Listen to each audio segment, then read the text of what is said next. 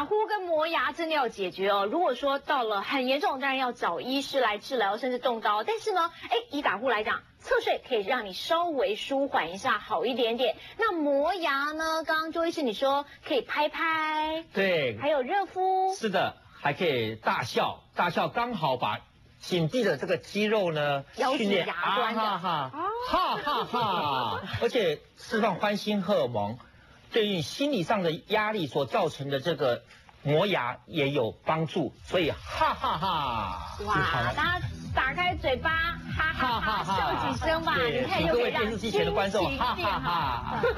好，明天继续锁定健康2.0喽，拜拜。